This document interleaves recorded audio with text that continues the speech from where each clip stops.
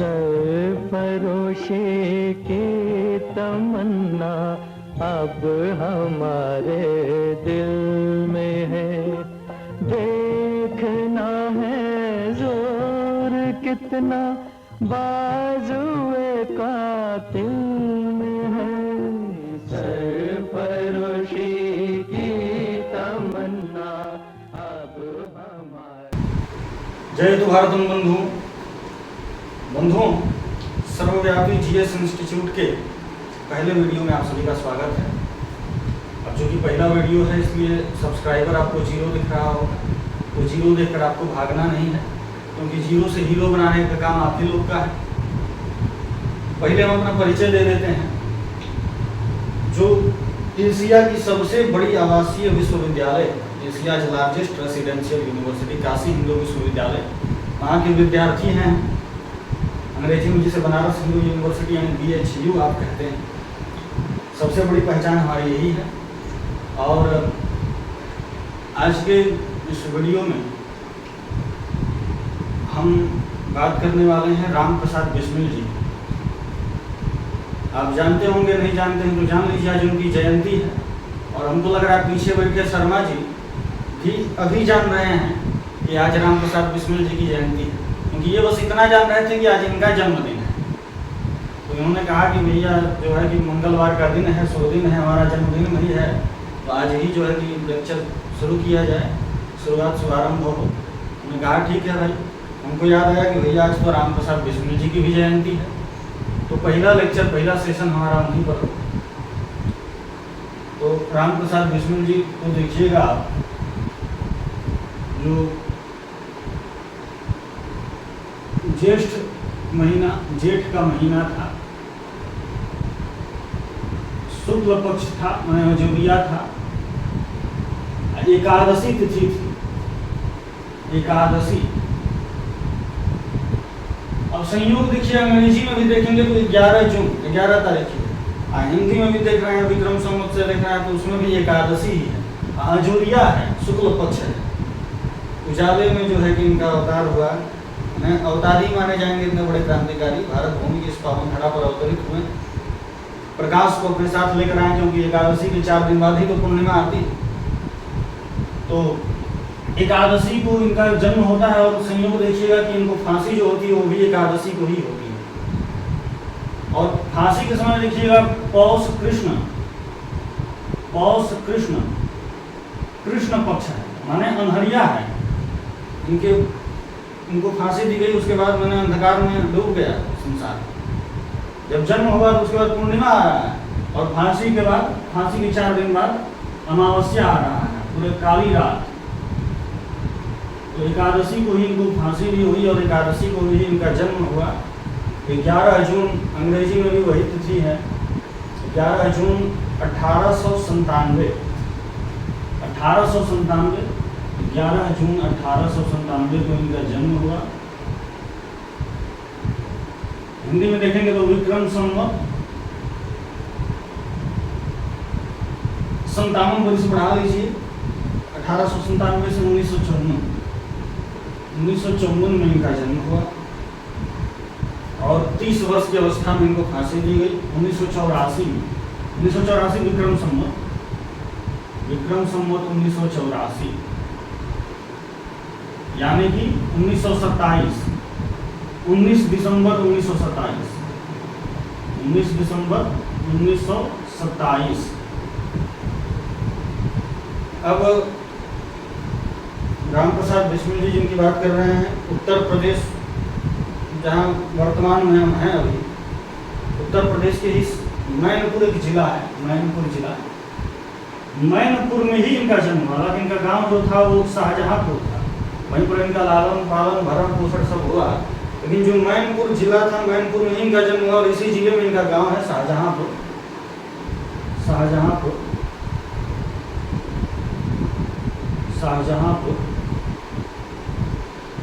शाहजहांपुर में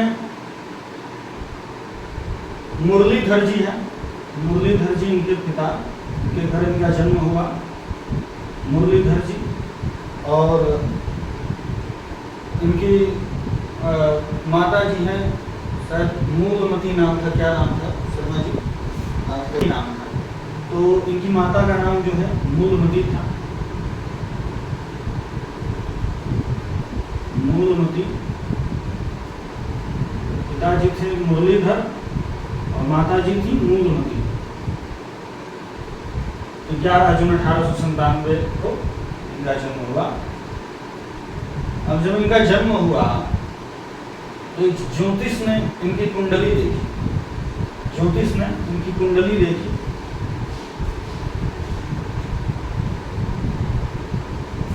और कुंडली को देखते कहा कि यद्यपि इसकी संभावना बहुत कम है कि ये जीवित बचें, लेकिन यदि ये जीवित बच गए तो दुनिया की कोई ताकत इनको संपूर्ण विश्व का सम्राट बनने से नहीं रोक सकता। ये जो ज्योतिष ने कहा था। और हो भी सकता था भाई 30 वर्ष की अवस्था में, जब उतने बड़े बड़े कार्य उन्होंने कर दिए, 19 वर्ष की उम्र में क्रांतिकारी बने और 11 वर्ष के क्रांतिकारी जीवन में इतनी बड़ी बड़ी क्रांतियाँ जो है कि, तो आगे अभी रहते तो पता ना क्या क्या करते। खैर इनका बचपन कैसे बीता अभी भाई, अभी शुरू हुआ था जब वीडियो, तो सबसे पहले आपने एक गीत सुना, सरफरोशी की तमन्ना अब हमारे दिल में है। शायरी कहिए, कविता कहिए, सभी लोग जानते हैं कि राम प्रसाद बिस्मिल जी ने इसको लिखा है, लेकिन उन्होंने नहीं लिखा, इसको अमर करने का कार्य उन्होंने किया, इसे गा गा कर। लेकिन इसको लिखने वाले थे बिस्मिल अजीमाबादी, बिस्मिल अजीमाबादी, पटना के, हमारे बिहार के, जहाँ से हम हैं बिहार से, बिहारी, तो पटना के बिस्मिल अजीमाबादी, ये भी क्रांतिकारी थे, जमींदार भी थे और एक जो है कि कवि भी थे। क्या हुआ, अब वो जो है पटना हम भूल कर लिख दिए थे, तो शर्मा जी बता दी कि पटना है। तो पटना में बिस्मिल अजीमाबादी, इन्होंने लिखा सरफरोशी की तमन्ना अब हमारे दिल में है, देखना है जो कितना बाजवे का दिल में। इसको गाकर, इसको अपनी आवाज़ देकर राम प्रसाद बिस्मिल जी ने अमर किया और इन्हीं से प्रभावित होकर, इनसे बहुत प्रभावित थे, इनकी कविताओं से, इनकी शायरियों से।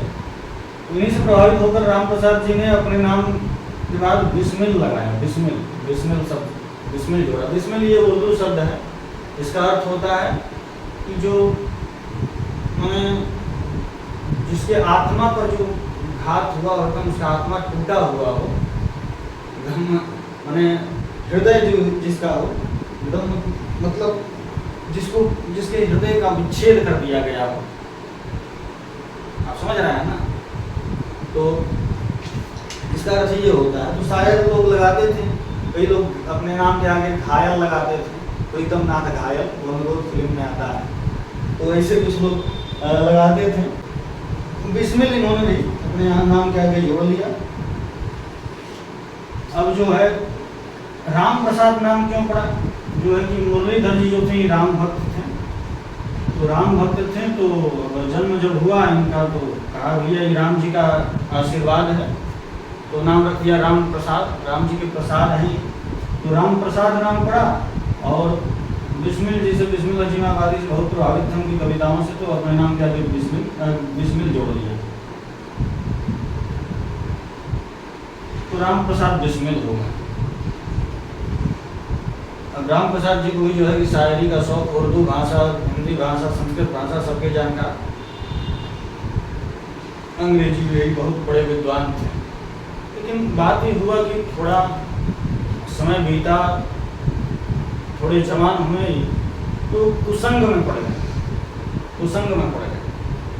अब हमारे यहाँ संस्कृत में हमने पढ़ा था 6वीं कक्षा में, यथैव एकस्य दूषितस्य फलस्य संगत्या सर्वाणि फलानि दूषितानि अभवत्, तथैव दुष्टानाम संगत्या साधव अपि दुष्टाः अभवत्।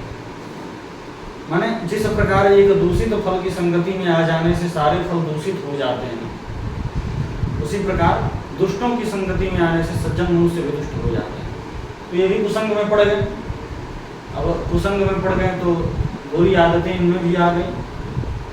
कहा जाता है कि जो दिन में 50-60 सिगरेट पी लेते थे, समझिए, दिन में 50-60 सिगरेट पी लेते थे।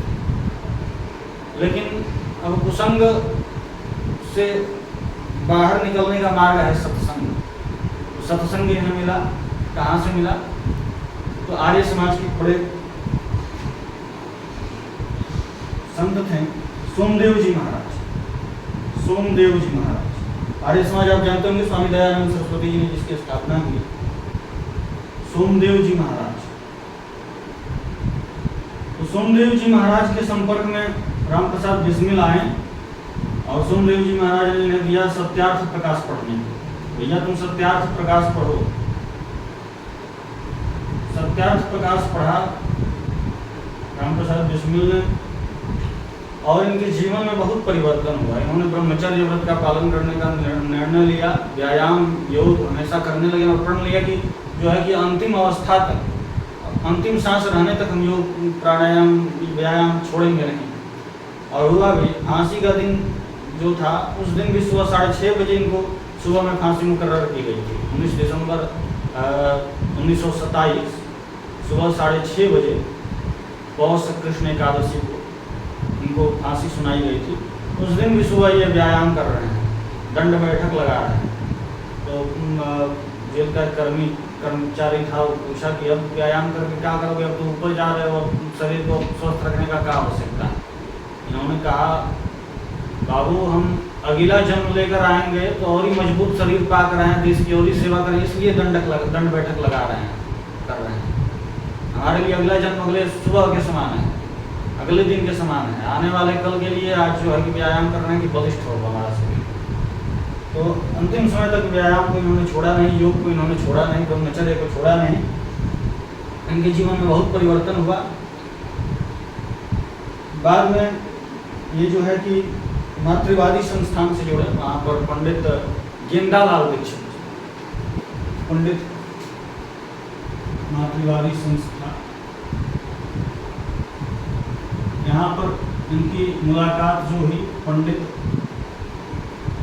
गेंदालाल दीक्षित जी से हुई।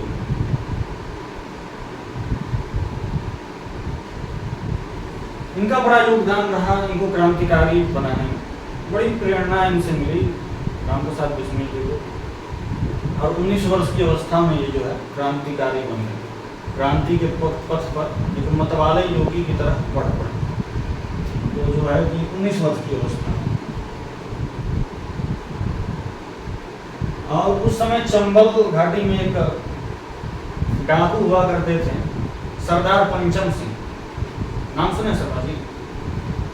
सरदार पंचम सिंह डाकू हुआ करते थे। इधर का दिखा है तो डाकू पंचम सिंह, सरदार पंचम सिंह,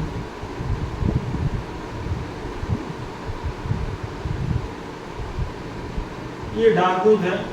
रामप्रसाद बिस्मिल जी में एक बड़ी करामाती चीज थी, बताना चमत्कार क्या था इनमें।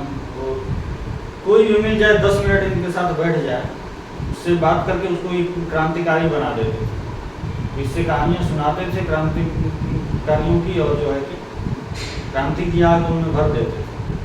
तो इनके साथ अभी तो अकेले तो उतने बड़े प्रभावी चरित्र वाले, और इनके साथ मिल गए थे पंडित गेंदालाल दीक्षित जी, और फिर ब्रह्मचारी लक्ष्मणानंद जी भी मिल गए थे। कहाँ लिखते हैं? यहाँ लिखते हैं लक्ष्मणानंद जी। तो लक्ष्मणानंद जी मिल गए थे। अब तीनों ने मिलकर जो है कि सरदार पंचम सिंह को क्रांतिकारी बना दिया है। जो है कि रामप्रसाद बिस्मिल जी ने और लक्ष्मणानंद जी ने और गेंदालाल दीक्षित जी, तीनों ने मिलकर सरदार पंचम सिंह को क्रांतिकारी बना दिया। और फिर जिसे कहा जाता है मैनपुर का षड्यंत्र अंग्रेजों की भाषा में, हमारे भाषा में तो भाई ये बहादुरी का काम था, एक बहुत बड़ी लंबी दूरदर्शिता एक सोच थी कि 1857 जैसी क्रांति हम लाएंगे। ये सरदार पंचम सिंह से क्या इंतजाम उन्होंने करवाया? 800 घोड़ सवारों का, घोड़ों के साथ 200 पैदल सैनिक का, लिख लीजिए 800 घोड़सवार, घोड़ा लिख लीजिए बस समझ जाएंगे, 200 पैदल सैनिक और जो है कि इन सबके लिए जो है कि राइफल वाइफल हथियार बंदूक सब चीज़ की व्यवस्था, और 8 लाख धन, 8 लाख रुपया, उस समय का 8 लाख समझ रहे हैं ना, उस समय का 8 लाख आज के समय में हमको लग रहा है 300 करोड़ के आसपास होगा, क्योंकि उस समय 20 रुपया का 1 तोला सोना मिलता था। आज के समय में 65,000 रुपया तोला सोना, 1 तोला में 11 कुछ ग्राम होता है, तो उस हिसाब से गुणा करेंगे तो 300 करोड़ तक पहुंच जाएगा। तो इतनी बड़ी व्यवस्था इन्होंने की, इसलिए 1857 जैसी क्रांति लानी, और इसके मास्टरमाइंड थे राम प्रसाद बिस्मिल जी। आप सोच सकते हैं जिनके अंतर्गत जो संस्था थी, जो एक हिंदुस्तान रिपब्लिकन एसोसिएशन जो था, संगठन जो था, उसके अंतर्गत चंद्रशेखर आज़ाद कार्य करते थे। आगे चल के भगत सिंह जुड़े, जब तो इसका नाम हिंदुस्तान रिपब्लिकन एसोसिएशन से बदलकर हिंदुस्तान सोशलिस्ट रिपब्लिकन एसोसिएशन हो गया, मतलब सोशलिस्ट एक वर्ड जुड़ गया। भगत सिंह के समय में चंद्रशेखर आज़ाद भी इनसे जुड़े रहे हैं। भगत सिंह जिनको अपना गुरु मानते थे राम प्रसाद बिस्मिल जी को, उन्हीं के संगठन से चंद्रशेखर आज़ाद भी जुड़े, इतने बड़े बड़े राजेंद्र लाहिरी सब लोग, तो कितना बड़ा दिमाग होगा। अच्छा, एक और लोगों को भ्रम है, पंडित राम प्रसाद बिस्मिल कहा जाता है, तो लोग अधिकांश लोग मानते हैं कि ब्राह्मण नहीं थे, मूल रूप से क्षत्रिय थे, राजपूत थे। इन्हें पंडित इसलिए बोला जाता है कि वेदों के, पुराणों के, उपनिषदों के बहुत बड़े ज्ञाता थे, यज्ञ हवन आदि की बहुत बढ़िया जानकारी थी, इनकी जीवन की पवित्रता वैसी थी कि इनको पंडित कहा जाने लगा, पंडित राम प्रसाद बिस्मिल। हाँ, चंद्रशेखर आजाद पंडित थे, चंद्रशेखर तिवारी थे, लेकिन इन्होंने कभी अपने नाम के आगे अपनी जाति बोधक शब्दों का प्रयोग नहीं किया, तिवारी, पांडे, ये सब कुछ नहीं लगाया। चंद्रशेखर आज़ाद, वो आज़ादी रह गए जो है कि अंतिम सुकून, वो भी इनके साथ शामिल थे काकोरी कांड में, जिसका आगे हम जिक्र करेंगे। चंद्रशेखर आज़ाद तो इनको पकड़ नहीं पाया था। तो खैर, तो अभी तो मैनपुरी क्या चल रहा है, मैनपुरी हम बोल दी, गलती से गलती हो जाती है।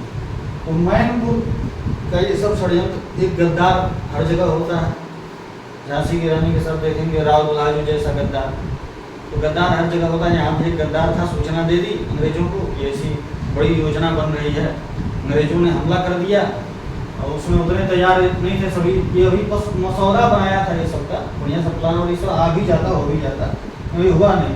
सरदार पंचम सिंह जी थे, अब पूरी तरह से क्रांतिकारी बन गए, तो अभी अंग्रेजों ने अब जो है कि धावा बोल दिया, लड़ाई हुई, 50 अंग्रेज मारे गए, और इधर 35 क्रांतिकारी भी मारे गए, 50 अंग्रेज और 35 क्रांतिकारी। इसमें जो है कि पंडित गेंदालाल दीक्षित जी की बाईं आंख पर गोली लग गई, उनकी बाईं आंख पे गोली लग गई,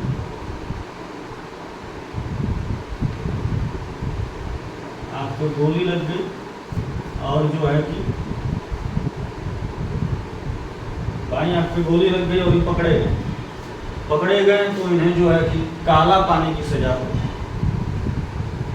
नहीं काला पानी नहीं सजा हुई, भूल गए थोड़ा, ग्वालियर जेल में रखा गया। काला पानी की सजा होती है वो सचिंद्रनाथ सान्याल और जो है सचिंद्रनाथ बख्शी, तो काकोरी कांड में ही पकड़े गए थे, उन दोनों को काला पानी की सजा होती है। आप कहेंगे तो काला पानी पर भी हम आगे चल के लेक्चर लाएंगे, जो है कि इन्हें ग्वालियर जेल में रखा गया। पंडित गेंदालाल दीक्षित जी को ग्वालियर जेल में भेजा गया, इधर का दिख रहा है, ग्वालियर जेल में रखा गया। ये तो भैया भाग गए, राम प्रसाद बिस्मिल जी भाग गए, और जो है कि बहुत दौड़ाया अंग्रेजों को, बहुत दौड़ाया, ये भागते भागते जो है कि ग्रेटर नोएडा तक भगाते रहे अपने पीछे अंग्रेजों को। कहाँ मैनपुर, नोएडा दूर है, ग्रेटर नोएडा दिल्ली की सीमा पर है, दिल्ली उत्तर प्रदेश की सीमा पर उतना भी दूर नहीं है, फिर भी दूर तो बहुत है उस समय के हिसाब से। तो ग्रेटर नोएडा तक भगाते रहे अपने पीछे अंग्रेजों को। वहाँ पे अब पकड़ाने वाले थे, तब तक वो नदी में कूद गए, और योग की शक्ति थी, योग का उतना अभ्यास इन्होंने किया था कि नदी में अंदर ही अंदर तैरने लगे, ऊपर नहीं अंदर ही अंदर तैरने लगे, और अंग्रेजों को लगा कि ये डूब गए, मर गए, जो है कि, और अफवाह ऐसी पूरी फैल गई वही मर गए। सभी लोगों ने, अंग्रेजों ने मान लिया, कुछ सभी ने मान लिया कि मर गए, और ये अंदर ही तैरते तैरते बहुत दूर निकल गए। फिर अब भेष बदल के रहने लगे, 2 साल तक अंडरग्राउंड रहे, 2 साल तक। अब सबको यही लगाता रहा ये जो है कि अमृत हो चुके हैं, ये मर गए हैं, जो है कि अब उसका लापता है। तो 2 साल तक जो है कि अंडरग्राउंड रहें, 2 साल तक अंडरग्राउंड रहें। अंडरग्राउंड को कहा जाता है भूमिगत, तो भूमिगत रहें। अब मैंने जमीन में समा गए कि आसमान निकल गया, क्या ऐसे कहा जाता है, तो ये भूमिगत हो गए। 2 साल तक अता पता कुछ नहीं, फिर आए सामने। गांधी युग आ गया था, गांधी जी आ गए थे, नॉन कोऑपरेशन मूवमेंट चल रहा था, असहयोग आंदोलन चल रहा था। तो असहयोग इधर लिखते तो कोई समस्या नहीं है, असहयोग आंदोलन चल रहा था। तो असहयोग आंदोलन में भाग लिया रामप्रसाद बिस्मिल जी ने। इन्हें लगा कि शायद हो सकता है गांधी जी का तरीका सही हो, लेकिन फिर चौरी चौरा कांड हुआ, 22 अंग्रेजी पुलिसकर्मी मारे गए, जल कर उसमें खाक हो गए। गांधी जी ने सब असहयोग आंदोलन हटा दिया, खत्म कर दिया, नहीं अब नहीं करना। कहे रामप्रसाद बिस्मिल, अरे वो अंग्रेजी से अंग्रेजवा सब मरा है, आपको क्या दिक्कत है ना, हिंसा नहीं करेंगे, नहीं तो अपना रखिए अपना हिंसा अपने पास, जो है कि हमारा ये तरीका नहीं है, तब हम अब जा रहे हैं। ये चले गए और बना दिए Hindustan Republican association, Hindustan Republican association.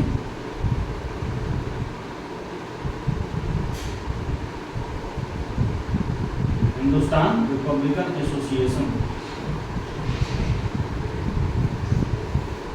बहुत बड़ा एसोसिएशन, उस समय बहुत प्रसिद्ध एसोसिएशन ये रहा अपने समय में, जिससे चंद्रशेखर आजाद, भगत सिंह जैसे क्रांतिकारी जुड़े।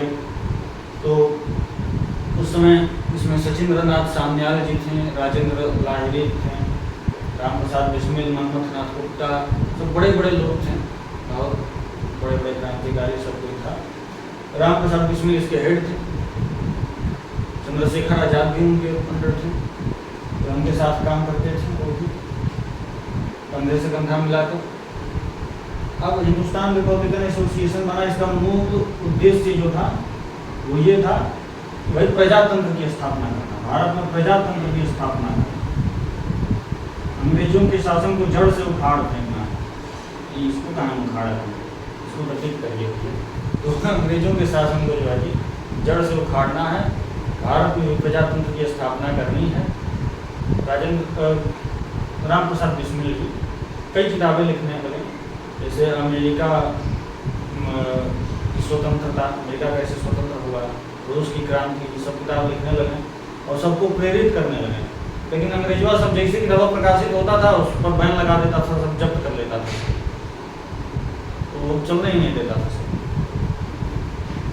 फिर भी जो है कि बहुत प्रयास इन्होंने किया, प्रकाशित कई सारे इनकी किताब हुए और उससे जो पैसा आता था, जो धन आता था, उससे भी ये हथियार खरीदने का ही कार्य करते थे। तो बाद में पैसे की बहुत किल्लत हुई, धन अब नहीं आ पा रहा था, लोग सब बैंक पुस्तक पर लगा देते थे, धन कहाँ से आए, कहाँ से कैसे लड़े। तो इन्होंने फिर डकैती नहीं कहेंगे, अब अधिकार इनके भाषा में जो है कि वो हमारा ही पैसा है, हम उस पर अपना अधिकार करते हैं।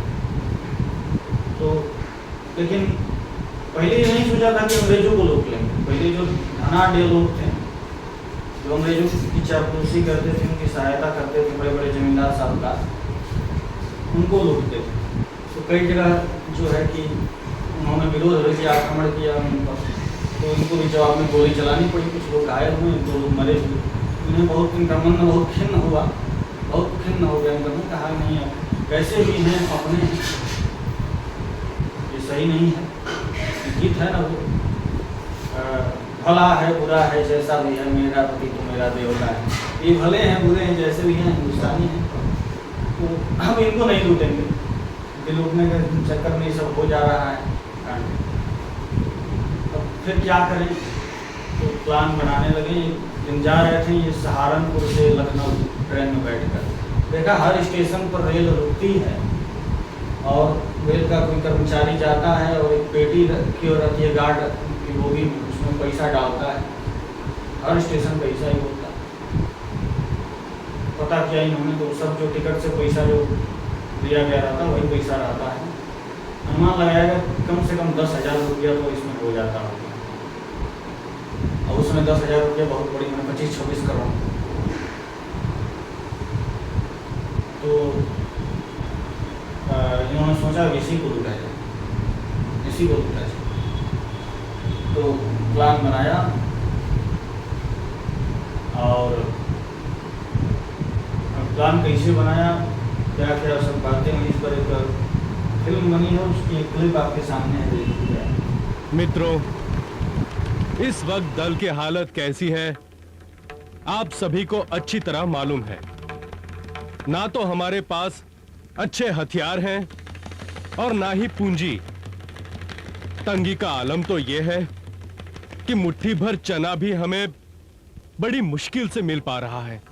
पंडित जी, आप चिंता ना करें, अपने लक्ष्य को पाने के लिए हम लोग भूखे भी रह सकते हैं। दोस्तों, हमारे दल को इस वक्त पैसों की सख्त जरूरत है। ये तो हम सब जानते हैं, मगर पैसों का प्रबंध किया कैसे जाए? फिरंगियों के डर से कोई दान भी तो नहीं देता है। पर जहां तक रही बात डाका डालने की, तो मेरी समझ से इस काम से हमारे दल के प्रति लोगों का नजरिया बहुत अच्छा नहीं है। मुकुंदी भाई सही कह रहे हैं राम। यही तो मैं भी कह रहा हूं। हम लोग रोज इधर उधर डाके डालते हैं, लोगों को लूटते हैं, मारते पीटते हैं। ठीक है, वो लोग अंग्रेजों के पिट्ठू हैं, लेकिन है तो हमारी तरह हिंदुस्तानी ही। मतलब हमारी दुश्मनी अंग्रेजी हुकूमत से है। अब हमें कुछ ऐसा करना होगा जिससे अंग्रेजी हुकूमत की नींव ही हिल जाए। हाँ, तो क्यों ना हम सरकारी खजाना ही लूटें? मगर राम, ये सरकारी खजाना हमें मिलेगा कहाँ? मैंने सब पता लगा लिया है। एक रेलगाड़ी जिस पर सरकारी खजाने वाला संदूक रखा होता है, सहारनपुर से लखनऊ आती है। क्या? हाँ, इसमें तकरीबन 10,000 रुपए होते हैं। 10,000? हाँ, अगर ये हमारे हाथ लग जाए तो समझो हमारी बरसों पुरानी तमन्ना पूरी। इसे ही हमें लूटना है। हाँ, सही कहा। साथियों, हमें इस गाड़ी को लखनऊ से पहले काकोरी स्टेशन के आसपास ही लूटना होगा, क्योंकि वहां पुलिस का खतरा कम होता है। ठीक है बिस्मिल भाई। हाँ, ठीक है, बिल्कुल ठीक है। अब आप लोग गौर से सुने। अशफाक भाई, बख्शी जी, लहरी जी, आप लोग दूसरे दर्जे में जाकर जंजीर खींचेंगे। ठीक है।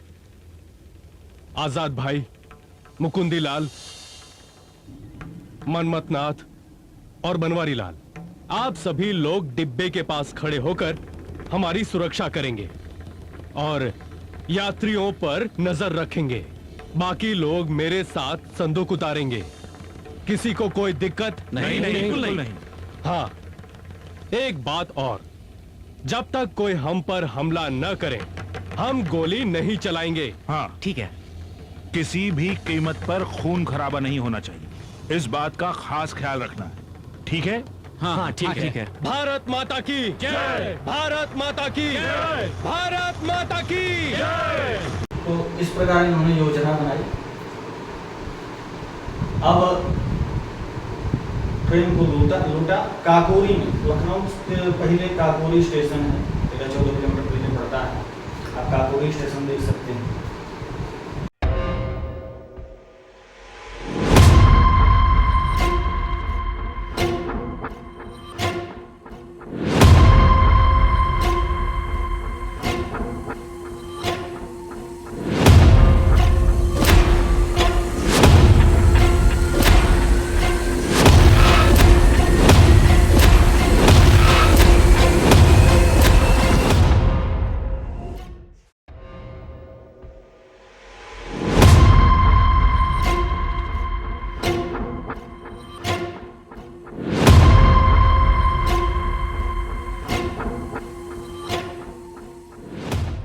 तो जो है कि काकोरी स्टेशन पे चैन पुलिंग इन्होंने किया। राजेंद्र नाथ लाहिरी जी थे जिन्होंने चैन खींचा, उनके साथ 2 और लोग थे। और फिर चले गए गार्ड वाले बोगी में, जो है कि पेटी निकाली, खोलने का प्रयास जब खुला नहीं तो चंद्रशेखर आजाद जी ने कुल्हाड़ी से उसको तोड़ डाला ताले को, और फिर खुला। अब इधर जितने पैसेंजर थे इनको कहा रखा था कि आपको हम रोकने वोकने नहीं आए हैं, जो है कि आप शांति से रहिए, हम लोग अंग्रेजों को रोक रहे हैं, आपको हम कुछ नहीं करेंगे। वो डर गए थे, फिर भी एक जो है कि पैसेंजर उतर के आ गया, कुछ बोलने उलने लगा तो इन्होंने हवा में फायर किया, लेकिन उसे गोली एक लग गया तो ये आदमी मर गया। मनमथ नाथ गुप्ता जी थे जिनकी गलती से हो गया, तो मनमथ नाथ गुप्ता, इनको भी 14 वर्ष की सजा हुई थी।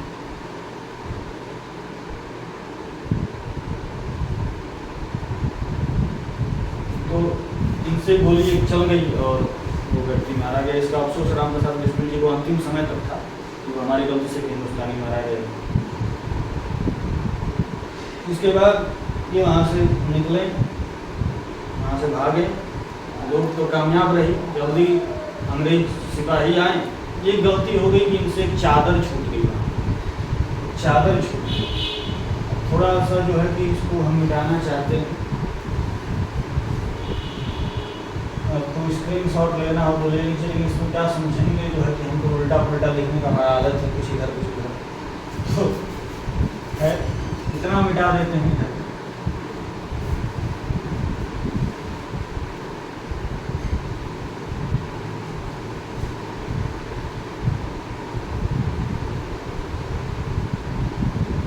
तो चादर छूट गई, चादर छूट गई और अंग्रेज आए तो चादर पे एक निशान मिला, धोबी का निशान था, धोबी की दुकान का निशान था जहाँ वो चादर खुली थी। स्कॉटलैंड से एजेंसी बुलाई गई, स्कॉटलैंड सबसे बढ़िया उसमें एजेंसी थी छानबीन करने वाली, पुलिस बुलाया है स्कॉटलैंड से। उन्होंने छानबीन की, उस सहारनपुर शाहजहाँपुर जो इनका गाँव था वहाँ से उस धोबी को पकड़ा। पता चला कि बनारसी लाल का वो चादर है जो राम प्रसाद बिस्मिल जी के मित्र हैं। धोबी को पकड़ा पहले, धोबी से पता चला कि बनारसी लाल की ये चादर है। बनारसी लाल राम प्रसाद बिस्मिल के मित्र हैं। इनको धर लिया सब और पीट पीट के उगलवाया सब, मार मार के इन्होंने उगल दिया सब। और फिर जो है कि सर्च ऑपरेशन पूरा चला लंबे समय में और पकड़े गए, सभी पकड़े गए। बस चंद्रशेखर आजाद जी बचे रहे, तो आज़ाद का नाम है, आज़ाद उनका आज़ाद भी रहे अंतिम समय तक। बाकी सभी पकड़े गए। फिर जो है कि मुकदमा चला, मुकदमा चला तो इसमें जो इनके विरुद्ध, क्रांतिकारियों के विरुद्ध जो वकील थे वो थे जगत नारायण मुल्ला जी, कांग्रेस के उसमें के नेता भी थे और पंडित जवाहरलाल नेहरू के सगे साले थे, साले जगत नारायण मुल्ला। तो ये अंग्रेजों के बड़े खासम खास थे, बड़ी बनती थी अंग्रेजों से। लखनऊ यूनिवर्सिटी के चांसलर भी रहे हैं अंग्रेजों की कृपा से। उनको 1 लाख रुपए उस समय दिया गया। 1 लाख का मतलब समझ सकते हैं इस समय जो है कि 32 करोड़ रुपये। उस समय वकालत करना में सबसे बड़ी जो है कि कमाई थी, सबसे बड़ा। उस समय डॉक्टरी इंजीनियरिंग लोग नहीं करते थे, कोई जितने भी बड़े बड़े नेता होते जिनमें सब कोई बैरिस्टर या वकील थे। बाहर से पढ़कर जवाहरलाल नेहरू को देखिए, वकील थे, बैरिस्टर, गांधी जी बैरिस्टर थे, वकीले थे, सब कोई, राजेंद्र प्रसाद जी वकीले थे। सब कोई जो जाता था बाहर लंदन उन्नत पढ़ने तो वकालतें करता था, वकालतें पढ़ने जाता था। उस समय सबसे बड़ा कमाई का जरिया यही था। सबसे बड़े अमीर उतना मुख्यमंत्री आज का नहीं कमाएगा जितना वो कमा लेते थे। इनको 32 करोड़ रुपया मिला सरकार की तरफ से, हमारे ब्रिटिश सरकार की तरफ से। जगत नारायण मुल्ला जी, जी कहें मुँह से निकल गया, छोड़िए। जगत नारायण मुल्ला, अब खैर हमारे मुंह से निकला, अब राम प्रसाद बिस्मिल जी के भी मुंह से निकला, उन्होंने भी जी ही कहा। आदर देना चाहिए, सबको आदर देना चाहिए। दुनिया जो है कि जगत नारायण मुल्ला ने कोई कसर नहीं छोड़ा कि इन्हें हम सजा दिलवाने में कोई कसर नहीं छोड़ा। पूरी तरह से 1 लाख रुपया इनको मिला। और जब फांसी की सजा हुई, राम प्रसाद बिस्मिल जी ने लिखा कि जो है कि जगत नारायण मुल्ला जी को मेरा नमस्कार कहना और उनसे कहना कि हमारे खून से लथपथ 1 लाख रुपए पर सोने में उन्हें बड़ा आनंद आएगा, बड़ी अच्छी नींद आएगी। आपके साथ बिस्मिल जी था तो जो है कि और इनके साथ जो सरकार द्वारा नियुक्त किए गए बिलों को भी लड़ने वाला अपने आप को आएगा नहीं, तो वो थे कलकत्ता के बैरिस्टर BM चौधरी क्रांतिकारियों के पक्ष में लड़ने के लिए। लेकिन ये उतने ठीक ठाक वकील थे नहीं, तो रामप्रसाद बिस्मिल जी ने कहा नहीं, इनकी जरूरत नहीं, हम अपना अपील खुद तैयार करेंगे। उन्होंने 76 पेजों में अपनी बड़ी अपील तैयार की, लिखित 76 पृष्ठों में रामप्रसाद बिस्मिल जी ने अपनी अपील पूरी तैयार की। और जब जज ने देखा, लुईस सर्ट्स था जज, पहले ये जो है कि ये जो मुकदमा चला ये अरे कौन सा दौला कोर्ट था, और जो है कि थोड़ा सा हम भूल रहे हैं, हाँ रोशन उद्दौला कचहरी में पहले शुरुआती मामला चला 6 महीने से, रोशन उद्दौला। और उसके बाद देख सकते हैं ये रोशन उद्दौला की बिल्डिंग है।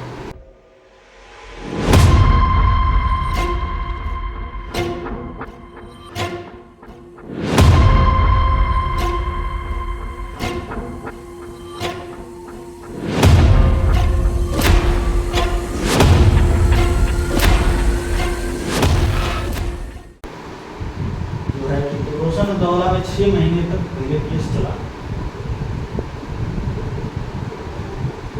कितना समय हो गया समझ? 32। रोशन उद्दौला में 6 महीने तक केस चला। इसके बाद इसको सेशन कोर्ट में ट्रांसफर किया गया, स्पेशल सेशन कोर्ट में।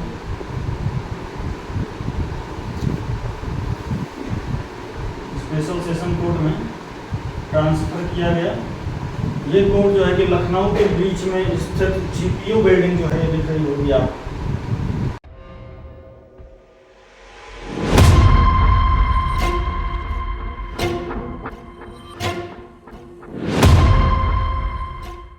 तो यहीं पर जो है कि ना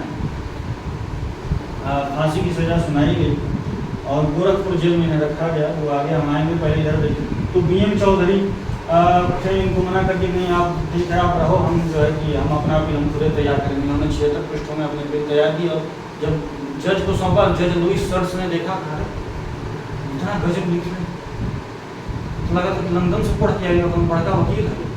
बिस्मिल पूछा कि mister Bismil, from which university you have taken your degree of law? उन्होंने कहा excuse me sir, A kingmaker doesn't need any degree. A kingmaker doesn't need any degree.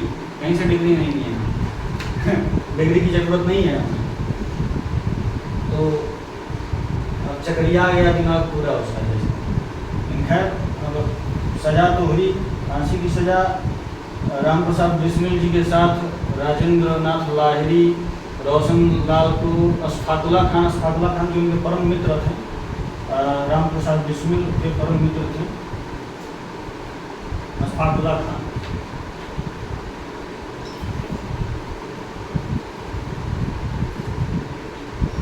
ये शायद दिल का शौक इन्हें भी था, रामप्रसाद बिस्मिल जी को भी था, जो है कि बड़े मित्र थे अशफाकुल्ला खान।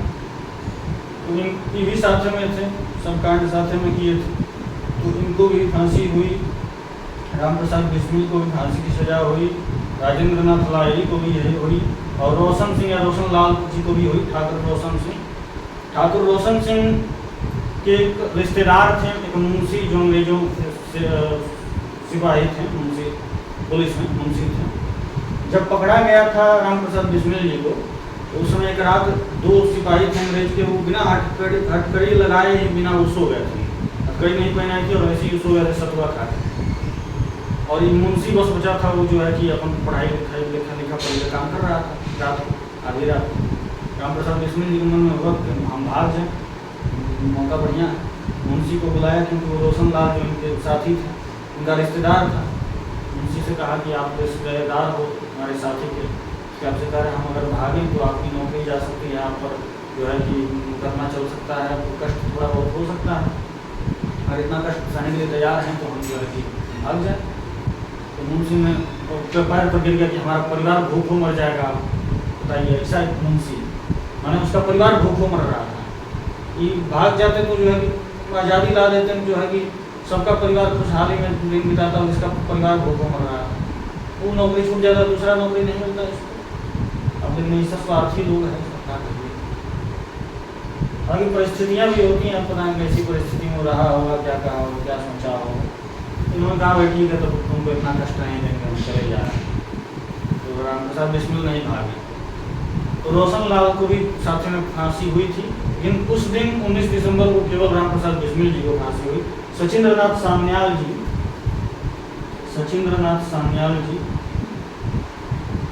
और एक सचिंद्रनाथ बख्शी जी साथ में थे। तो इन्हें जो है इन्हें काला पानी की सजा हुई, काला पानी की सजा हुई। जो बाद में पकड़े गए, काला पानी की सजा नहीं हुई। बाकी कई लोगों को, जैसे मनमथ नाथ गुप्ता को 14 साल की सजा हुई, कई लोगों को 10 साल की, 7 साल की ऐसी सजा हुई।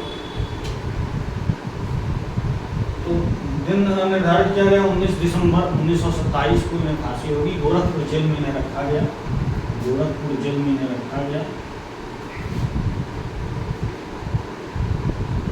9 बाई 9 फीट की कोठरी थी, उसमें सब काम, खाना पकाना, मैंने जो खाना पीना है, जो है कि नहाना धोना, उसी कोठरी में सब काम करना था। और जो है बड़ा गर्मी रहता था, उसमें तपता रहता था।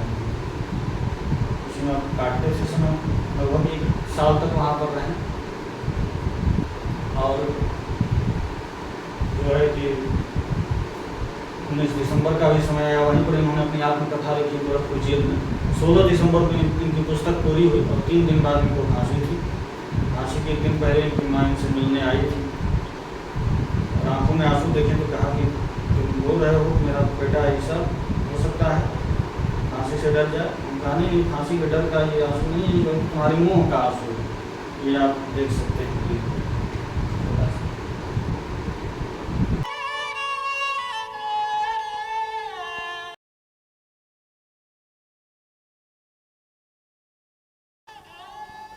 माँ,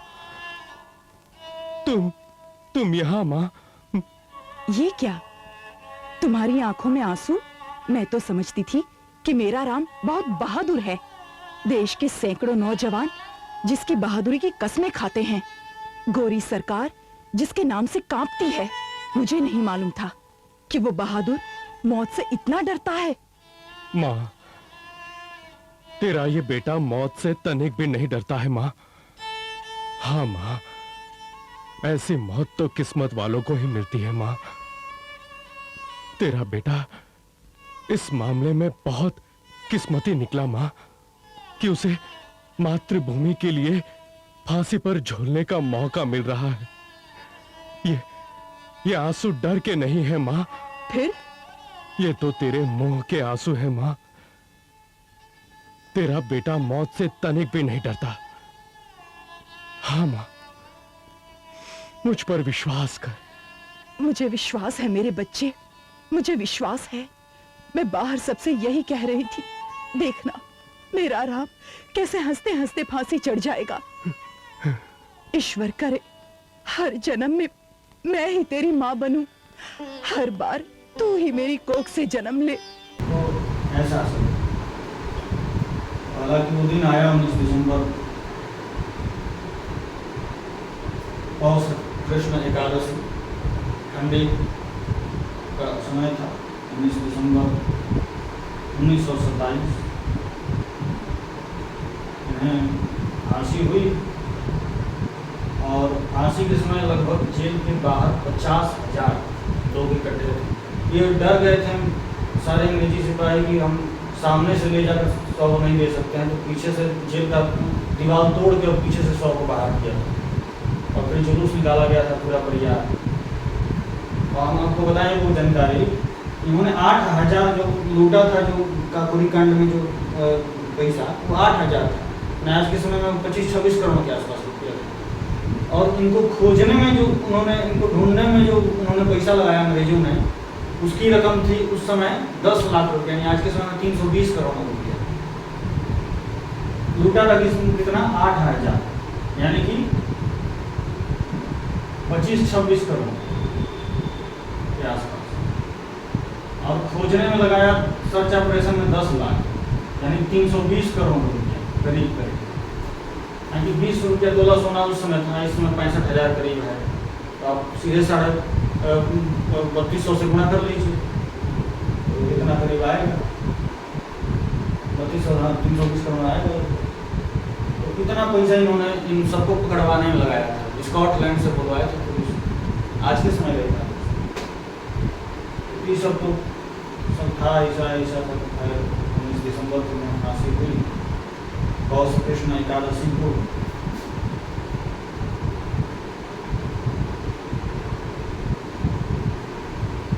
और इसके बाद इनके बाबा राघव दास जी क्रांतिकारी हुए समर्थक और इनके हितैषी परम हितैषी थे।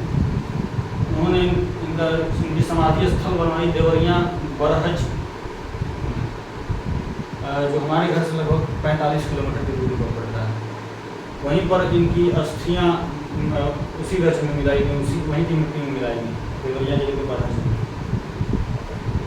तो इनका जन्म हुआ मैनपुर में, पालन पोषण हुआ शाहजहांपुर में, इनकी कर्म भूमि रही लखनऊ, और इनकी अस्थियां जो मिली जिस रज में, वो रज था बरहज का, देवरिया जिला का बरहज। बाबा राघव दास जी का जो परमहंस आश्रम है, परमहंस आश्रम, वहीं पर इनका स्मारक आज भी समाधि स्थल है। आप देख सकते हैं तस्वीर। सरफरोशी की तमन्ना अब हमारे दिल में है, देखना है जोर कितना बाजुए कातिल में है। सरफरोशी की तमन्ना अब हमारे। तो इस प्रकार से सूर्य का अस्त हुआ। ये आज का हमारा सेशन रहा, और जो है कि हम यहीं पर विराम देते हैं। जय तु भारत, जय तु भारत से संस्कृति, जय श्री राम।